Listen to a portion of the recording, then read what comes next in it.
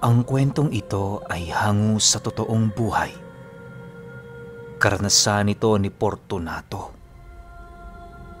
Taong 1995, San Narciso, Quezon.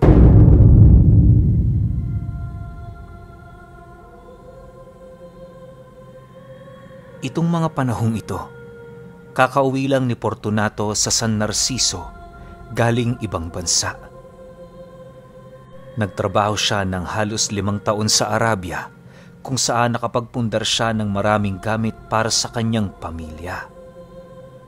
Bahay, lupa, sasakyan, nyugan at kung ano-ano pa ang naging bunga ng kanyang paghihirap sa ibang bansa. Maraming sinakripisyo itong si Fortunato, subalit lahat ng yon ay hindi nasayang. Siya kasi ang uri ng tao na ayaw matalo sa kahit na anong uri ng sugal ng buhay. Sa pagdating niya sa kanilang lugar, lahat ng kanyang kamag-anak ay nagdiwang sa kanyang matagumpay na pag-uwi. Ang kanyang asawa at mga anak, tuwang-tuwa gawa ng marami siyang dalang pasalubong.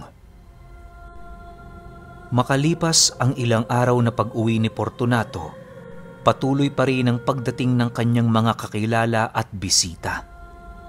Ang iilan sa mga ito, pumunta lamang sa bahay niya upang makausap siya tungkol sa binabalak nitong pagsosyo sa kanyang negosyo.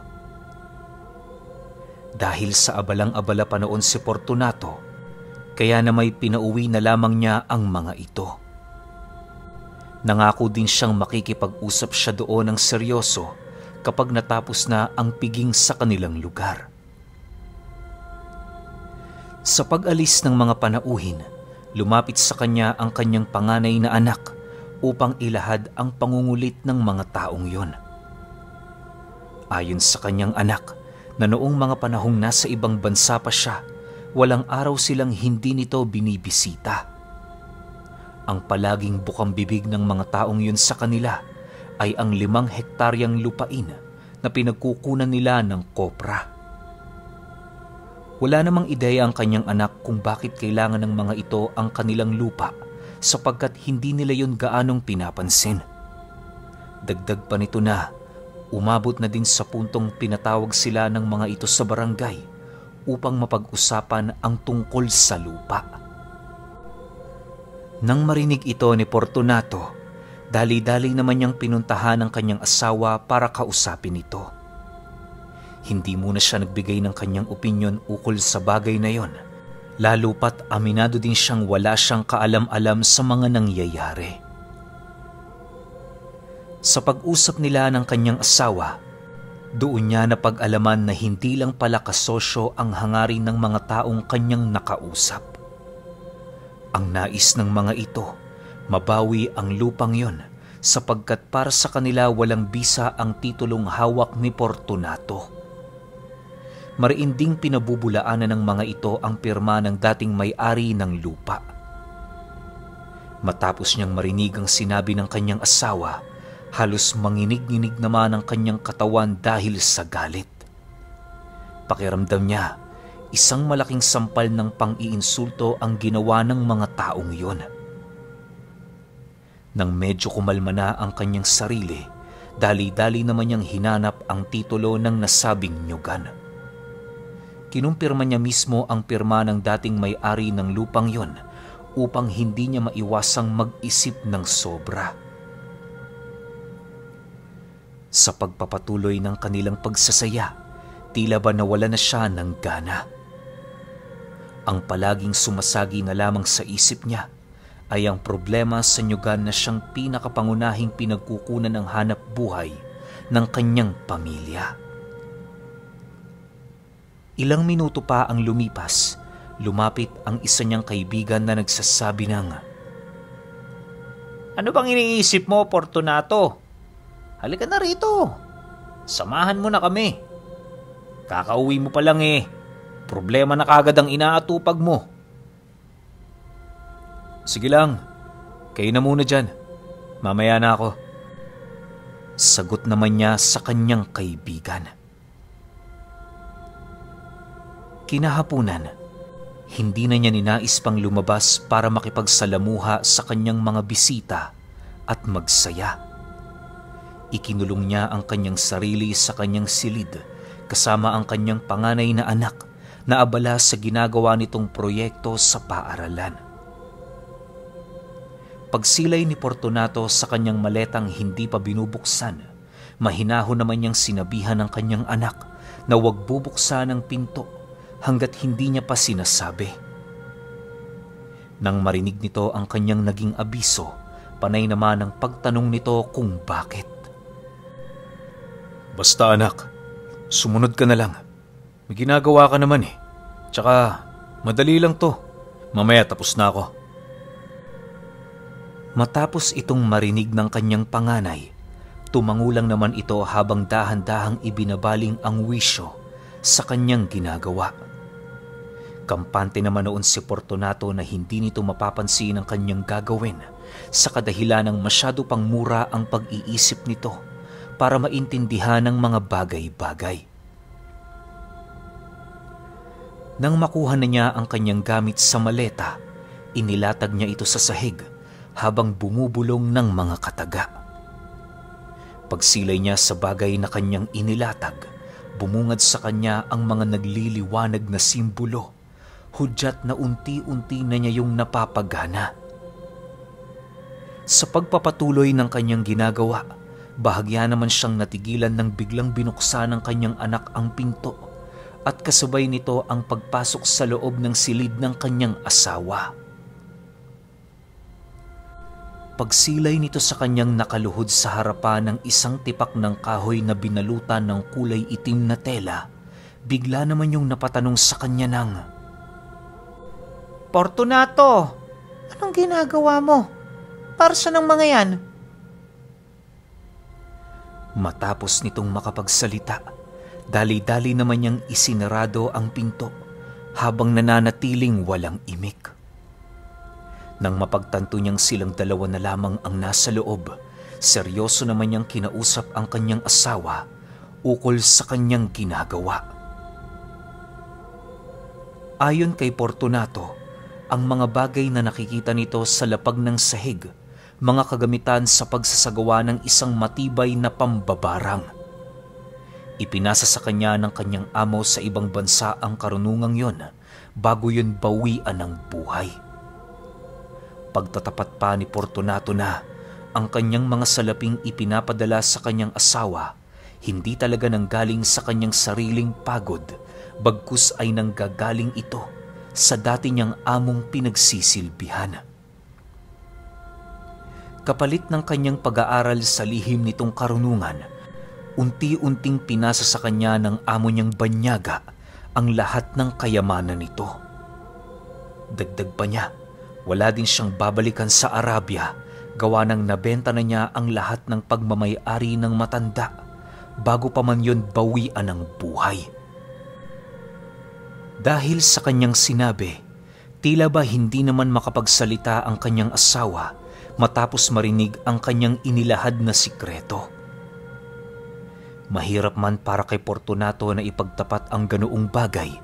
Alam niya sa kanyang sarili na hindi habang buhay maitatago niya yun sa kanyang pamilya.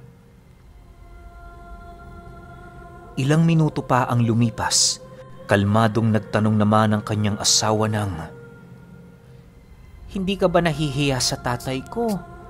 Albularyo siya, Fortunato. Tapos ikaw nasa kaliwang aral. Sa tingin mo ano mangyayari sa'yo kapag nalaman niya ang bagay na to? Alam mo kung gaano kalakas ang tatay ko. Kahit matanda na siya, hindi ka pa rin sa kanya uubra. Wala naman tayong pagtatalo sa bagay na yan. Ang sa akin lang, mapigilan ng mga taong yon na manghimasok sa ating pamilya.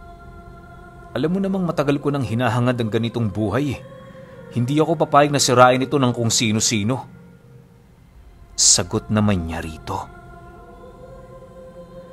Nang marinig ito ng kanyang asawa, nagpasya yung isama siya patungo sa bahay ng ama nitong albularyo. Matapos itong mapag-alaman ni Fortunato, wala siyang nagawa kundi ang sumang-ayon.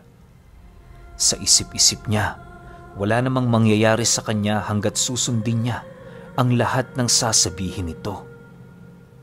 Kahit may pagsasaya pa sa kanilang tahanan, umalis silang dalawa.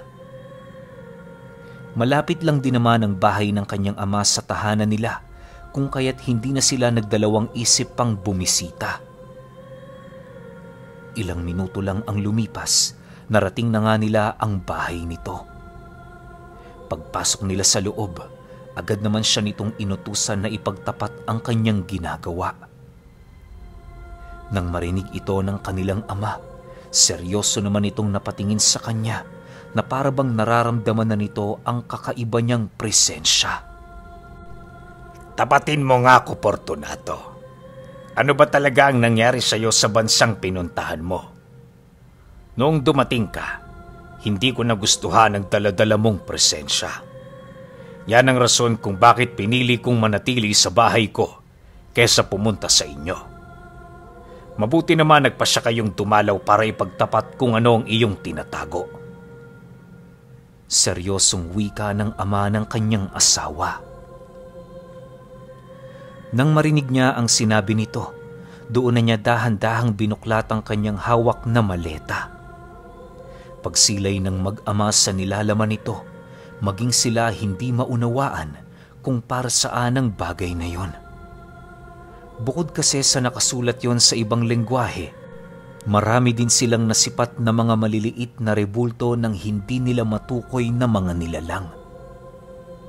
Paglapag ni Fortunato ng kulay itim at pulang tela, bumungad sa ama ng kanyang asawa ang mga simbolong kumikilala sa kapangyarihan ng mga demonyo. Walang sabi-sabi, agad naman itong nilukot ng matanda at mabilisang itinapon sa labas ng kanyang bintana. Nagpagpag din siya ng 7 beses sa loob ng kanyang tahanan upang maalis ang bahid ng kasamaan. Dahil sa ginawa nito, mabilisan namang itinago ni Fortunato ang lahat ng bagay na kanyang ipinakita. Alam niyang masama ang mga bagay na yon, pero meron pa rin yung halaga sa kanya kahit papaano.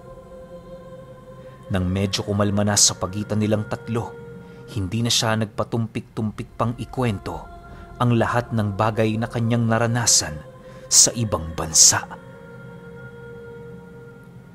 Ayon sa kanya, naganap ang kakaibang pangyayari noong nalipat siya sa kanyang ikalawang amo. Pagpasok mo pa lang sa bahay nito, nagkalat na ang iba't ibang uri ng mga rebulto na merong kaugnayan sa buhay at kamatayan ng isang individual. Nanirahan siya roon ng humigit 3 buwan ng purong trabaho lamang ang ginagawa. May maliit kasing negosyo ang matanda na siya namang binabantayan niya tuwing hapon. Batak din siya sa pagpapasa ng mga mabibigat na bagay kagaya ng mga bakal at iba pa. Ang tanging pakay lang talaga ni Fortunato sa lugar, magtrabaho ng magtrabaho para meron siyang maipadala sa kanyang pamilya. Subalit dahil sa kanyang sipag sa trabaho, kaya na may dumating sa puntong nakita ng matanda ang kakaibang bagay na natatangi sa kanya. Dahil sa wala naman yung anak, kung kaya't siya ang napili nito bilang tagapagmana ng kanyang dinadalang karunungan. Noong una niyang marinig ang tungkol sa alok nito, mariin niya yung pinag-isipan. Akala niya, mababaliwala niya ang mga sinasabi ng matanda, pero dumating sa puntong napag-isip-isip niya na ang kanyang magiging sakripisyo ay para sa kanyang pamilya. Matapos itong marinig ng ama ng kanyang asawa, ngumisi lang naman ito habang inilalahad sa kanya ang tungkol sa totoong pagkatao ng mga panauhing naghahangad ng kanilang nyugan. Ayon sa ama niyang yon, hindi rin ordinaryo ang mga taong yon sa kadahilan ng naaamoy niya mula sa sistema ng mga ito ang bahid ng dugo ng isang aswang. Kung merong nais gawin si Fortunato sa mga nilalang, kinakailangan niya yung maunahan kesa naman dumating ang puntong sila muna ang maunang malagay sa alanganin bago siya gumawa ng paraan.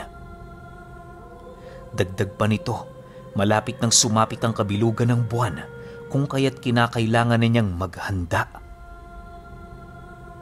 Nang marinig niya ang sinabi ng ama ng kanyang asawa, bigla naman siya doong napatanong kung bakit labis-labis na lamang ang paghahangad ng mga nilalang na yon sa kanyang lupa. Matapos niyang makapagsalita, seryosong tumitig sa kanya ang matanda habang sumasagot ng, Yan ang problema kapag hindi tinitingnan ng maigi ang isang bagay bago binibili. Hindi mo ba alam, dating pugad ng mga aswang ang nyugang yan. Wala doong nakakapasok maliban sa may-ari ng lupa. Subalit nang maibenta ito sa iyo, pinalayas doon ng may-ari ang lahat ng mga nilalang na nagpaalam sa kanyang manirahan. Inabot din ng humigit 1 taon pa ang buhay ng nagbenta sa iyo sa lupa bago ito tuluyang mamatay. Para sa akin, ngayong wala na ito, lahat ng nilalang na minsan doong nanirahan, naghahangad ng bumalik. Huwag kang mag-alala, Fortunato. Gagawa din ako ng paraan para maprotektahan ang mga anak mo. Sa ngayon, para makasiguro ko na gagamitin mo yung karunungan mo sa kabutihan, ikaw ang kumaharap sa kanila. May 2 araw ka pa para makapaghanda. Matapos nitong makapagsalita, nagpasya na yung pauwiin na silang mag-asawa. Sa pagsapit ng sumunod na araw, muli na namang bumalik ang mga panauhin. Hindi pa man yun nakakapasok sa kanilang tahanan, sinalubong na niya ito para kausapin. Mariin niyang ipinagtapat sa mga taong yon, wala siyang magagawa para maging kasosyo ang mga ito. Sinabihan niya din yun na hanggat maaari lumayo na sila sa nyugan, dahil kung hindi, asahan na nila ang pangyayaring hindi dapat mangyari. Dahil sa kanyang sinabi, bigla namang tumawa ang matandang kaharap niya na para bang tinuturing nitong isang katawa-tawa ang kanyang naging banta. Lumugar ka, Fortunato. Totoo naman ang sinasabi namin. Hindi sa'yo ang lupang yon. Kung iisipin, noon na pa kaming manirahan sa'yo doon. Wala kang karapatang magmay-ari ng lupang hindi sa'yo. Pera at papel lang ang pinanghahawakan mo. Hindi yan sapat para masabi mong sa'yo ang pagmamay-ari namin. Paalisin mo doon ang iyong mga trabahador. Dahil kung hindi, ikaw ang mananagot sa kanilang pagkawala. Wika ng matanda. Nang marinig niya ang sinabi nito, bigla naman siya nitong sinapak at kasabay nito ang pagtulong ng iba pang kasama ng matanda. Pinagtulungan ng mga ito si Fortunato hanggang sa dumating ang puntong tuluyan na siyang bumagsak sa lupa. Kung hindi siya nakita ng kanyang mga kapitbahay, maaaring naging malubha ang kanyang pinsala dahil sa mga taong yon. Sa pag-awat ng iilan sa kanyang mga kababaryo, mabilisan namang umalis ang mga panauhing ng gulpi sa kanya. Si Fortunato naman noon, kahit naghihirap na, hindi niya binitawan ang maliit na piraso ng balat na kanyang nakuha. Kinagabihan, bagaman nakaratay siya sa kanyang silid, pinilit niya ang kanyang sarili na gumalaw. Nag-uumapaw ang kanyang galit sa nilalang na yon, kung kaya't hindi siya makakapayag na abutan pa ng sumunod na araw na wala siyang ginagawa. Pagbuklat niya ng lahat ng kanyang mga gamit, dahan-dahan naman niyang inilapag sa telang itim ang piraso ng balat na kanyang nakuha. Pinatayo niya din sa gitna ng pula at itim na tela ang isang maliit na rebulto na siyang magiging daan ng kaluluwa ng kanyang biktima. Ang kanyang ginawa noon, hindi pang babarang bagkus ay isang uri ng pangungulam na kung saan may halo itong aral ng barang. Walang insekto ang ginagamit sa ganoong karunungan, pero mararamdaman ng mga biktima nito ang kakaibang sakit na animoy kagagawa ng isang insektong inutusan ng mambabarang. Matapos niyang maisagawa ang lahat ng kanyang kinakailangan para sa ritual, doon na niya inumpisahan ang kanyang pag-uusal. Sa paglalim ng gabi, patuloy pa rin siya sa ritual na kanyang ginagawa. Ilang minuto pa ang lumipas, bahagya naman siya noong natigilan nang marinig niya ang ama ng kanyang asawa na nakikipag-usap sa mga anak niya. Nagpa siya yung doong matulog sa kanila, gawa ng maaaring naramdaman nito ang nalalapit na pagsalakay ng mga aswang. Maya-maya pa, muli niyang ipinagpatuloy ang kanyang ginagawa hanggang sa dumating ang puntong nakarinig sila ng mga kalampag sa ibabaw ng bubong ng bahay. Alam niyang hindi ordinaryong mga hayop ang nilalang na yon sa kadahilan ng ramdam na ramdam niya ang pagkayupi ng kanilang mga bubong. Dahil sa pangyayaring yon, mas lalo pang binilisan ni Fortunato ang paggawa ng ritual. Pagdating niya sa pinakahuling hakbang nito, dali-dali naman niyang kinuha ang rebultong dinadaluyan ng kaluluwa ng matanda, sabay sabi ng, "Ikaw lang ang kailangan kong patayin. Wala nang iba." Matapos niyang makapagsalita, binasag niya ang rebulto gamit-gamit ang isang kulay itim na bato. Nang maisakatuparan na niya ang kanyang ritual, umihip siya ng dasal sa hangin at kasabay nito ang pagbagsak ng kung anong nilalang na patuloy na kumakalampag sa bubong ng bahay nila. Habang rinig na rinig nila yung umaatungal, ramdam nila ang pagsipulasan ng iba pa nitong mga kasama. Ayon kay Fortunato, na dahil sa tagal at sagrado ng kanyang ritual, kung kaya't madali nitong maapektuhan ng kahit na anong nilalang na nasa panig ng kaliwa o kanan. Dagdag pa niya na natatangi ang karunungan niyang yon sapagkat hindi kumikilala ang kanyang lihim na aral sa mga nilalang na nais niyang kitilan ng buhay. Sa pagbalik ng katahimikan sa paligid, doon nila napag-usapan ang mga bagay na kanyang ginawa. Nangako din siya sa ama ng kanyang asawa na hanggat hindi nahaharap sa sitwasyong delikado ang kanilang pamilya, hindi na niya gagamitin ang aral na yon. Fortunato, huwag mo nang idamay sa karunungang yan ang mga anak mo. May tiwala ako sa iyo. Sana ikaw na ang una at huli na magtaglay niyan. Nga pala, ano na ang mangyayari sa mga nilalang na yon? Paano kung bumalik sila kinabukasan? Handa ka pa ba? Tanong ng ama ng kanyang asawa. Hindi na ho yan makakabalik. Ang ginawa ko sa matandang yon, parang uri ng sakit. Sino man ang pumapalibot sa kanya habang tinatangan niya ito, ay mahahawa niya. Hindi maglalaon, mamamatay sila sa loob lamang ng 3 araw. Sagot naman niya sa matanda. Nang marinig nito ang kanyang sinabi, maging ito man labis na nasisindak sa tinatangan niyang lihim na karunungan. Lumipas pa ang 2 araw, merong napaulat na nawawalang isa niyang trabahador na nagbabantay ng kanilang mga kopra sa nyugan. Hinanap nila yon ng hinanap pero wala silang nakita. Natagpuan na lamang nila ang bangkay nito pagkalipas ng 3 araw. Maniwala kayo o hindi, nakita yon ng isa niyang trabahador sa dulong parte ng nyugan kung saan kasama nito ang 3 bangkay ng taong naagnas din.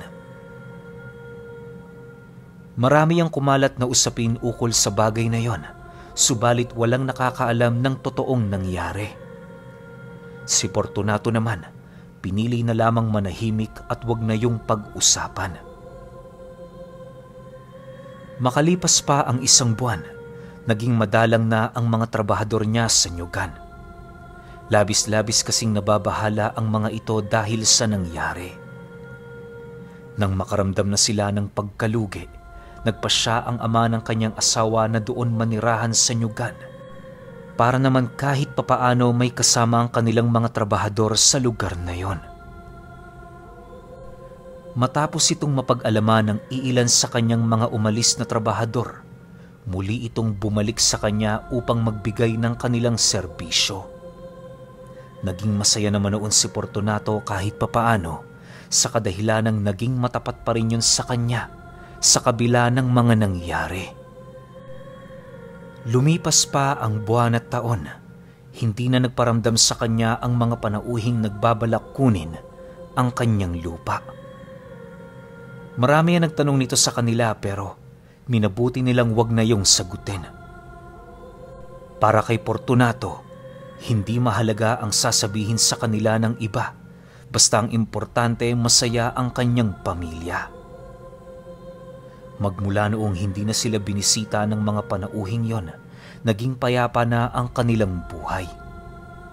Inilibing na din niya ang karunungang kanyang nakuha sa ibang bansa, alinsunod sa kanyang pangako sa ama ng kanyang asawa.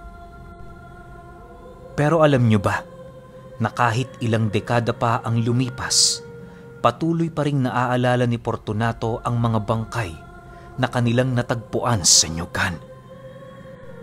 Bagaman hindi niya malimutan ang bagay na yon, laking pasasalamat na lamang din niya dahil natuto siya ng lihim na aral ng mga Arabo.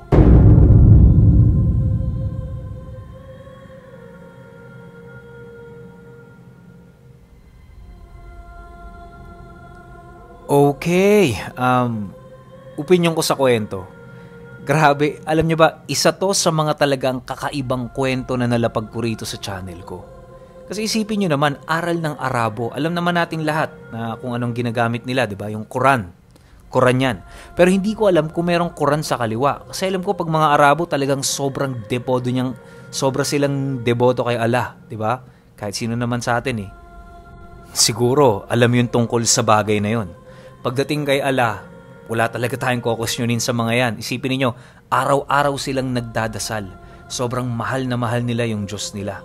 Kaya hindi ko lang alam kung meron ding talagang hindi deboto kay Allah na salahin nila. Mahirap magsalita, mahirap magsabi. Kaya medyo palaisipan sa akin tong kwento na to. Malaking tanong siya sa akin kung paano natuto ng ganong klaseng aral yun, yung nagpamana sa kanya. Well, kung meron man siguro nagpamana sa kanya, yun yung nakakapagsamo ng mga jinn. Alam naman natin lahat na ang tawag sa mga demonyo o bad spirits ng mga to jinn, di ba? Kaya siguro yun yung tinawag nila, winasak yung mga lokal nating aswang, tapos magkakaroon daw ng sakit, di ba? Parang di alam kung pinaghalong kulam o barang basta mayroon siyang sinasamon. Kasi nga may ritual Pag may ritual, automatic meron kang kailangang isamon yan. Matik naman dahil aral nga ng Arabo, jinn yun. Para sa akin lang to para sa akin lang to. Kaya importante rito yung mga komento ninyo kasi nga talagang kakaibang kwento to. Yun lang. Hanggang sa susunod na kwento. Salamat.